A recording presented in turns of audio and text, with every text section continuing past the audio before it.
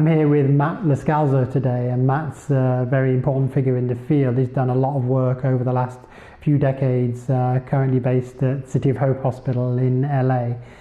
Matt, thanks for joining me today. We're here to talk about the emotional complications, particularly from a patient's perspective after they're diagnosed with cancer. I'm curious, how did you see things when you first started out in this field? Well, first of all, I'm just totally amazed at the progress we've seen over the last 34 years that I've been in this field. When we think about patients and families, what they have seen. When I first came into this field, most people did not do very well.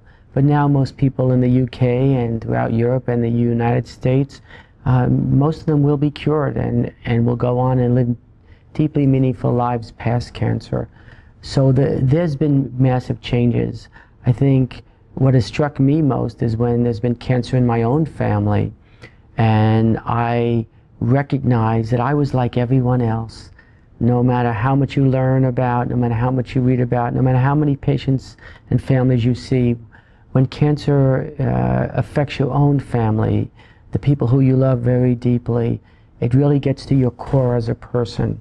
And I think I've learned more from patients and families that I could apply than I probably taught them. And that is, how do you stay focused? How do you make the relationship at a time of stress be deeper and much more intimate and much more meaningful?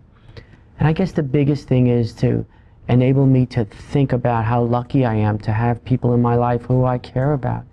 And the illness drove this home, Dr. Mitchell. It really drove home to me that life is a gift, and that I have 6 siblings, 3 of who have had cancer.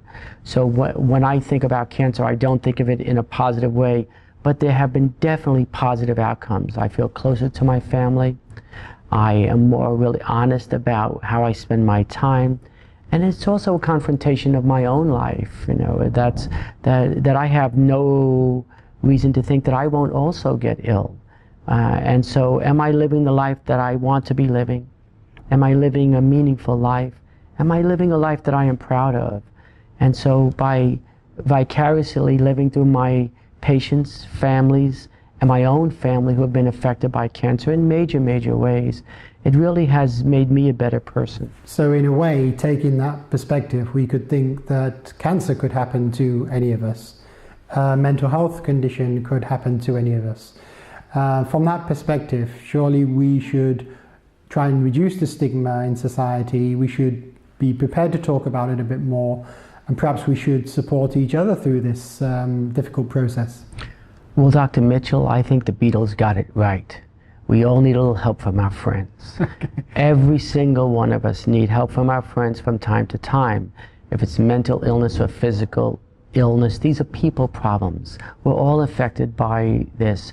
And the difference between people who do well and not do well, the people who reach out, the people who get help do so much better than the people who isolate, or the people who drink, or the people who get really angry and just shut down. So I've seen people who have done so well, and these are the people who reach out. These are the people who really get help. So I think we all get by with a little help from our friends, regardless of what the problem is.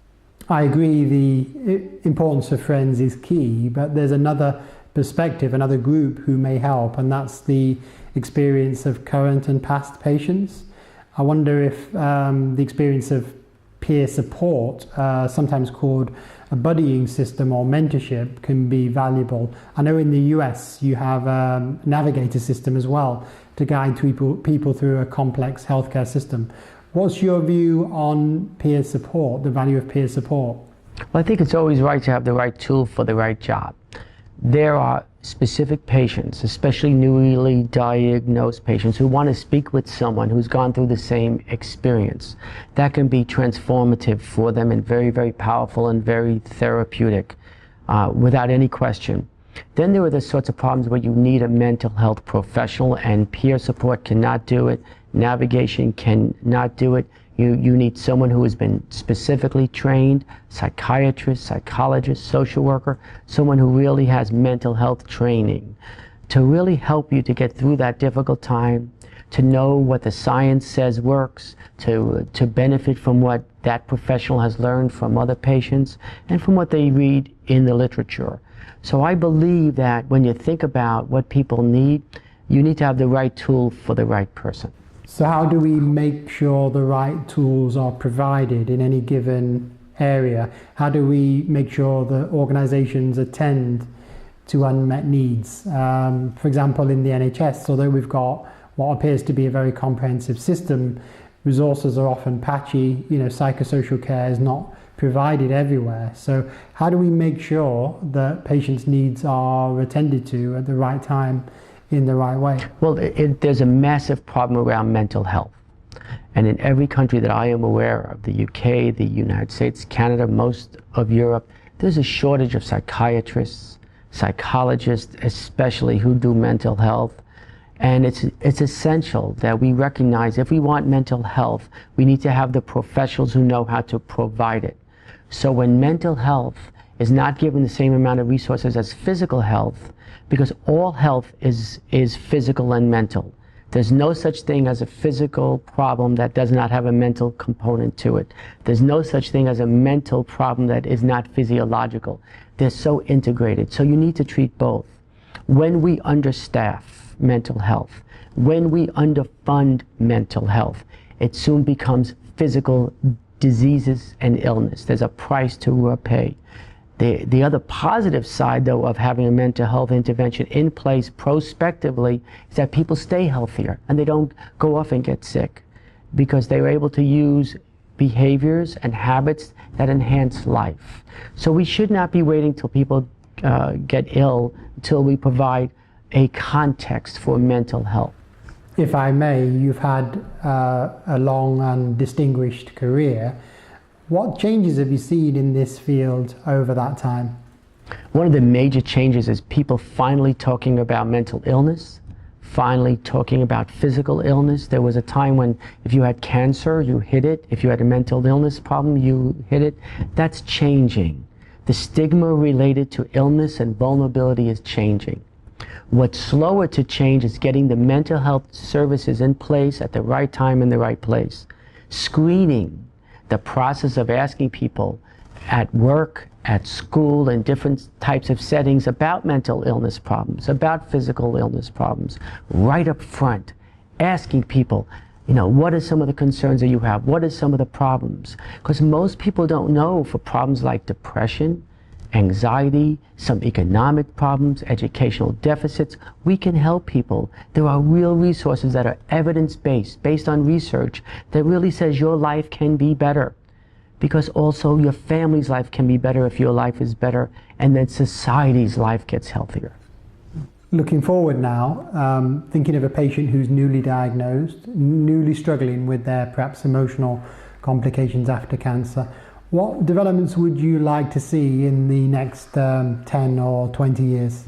When we think about people who are newly diagnosed with any illness, and cancer is certainly different than a stroke or than a heart attack or serious diabetes, it's really essential they not feel isolated and abandoned. They have to know that there are people who are highly qualified, that there are resources, there are peers, there are navigators, there are ways to help. So for the newly diagnosed person, they have to know people who do best are people who reach out, people who are optimistic, people who solve the problems, and people who are deeply honest. It's normal to feel vulnerable and scared when you find out you have a serious illness. When I was diagnosed with my illness, the first thing I did was begin to shut down, and then I realized that's not going to work. So I had to reopen up. And the moment that I opened up, things got better. I was more physically active, my mood lifted, my family and my friends, they felt better about it. We could have real grown-up conversations. Secrets are fertilizer for evil.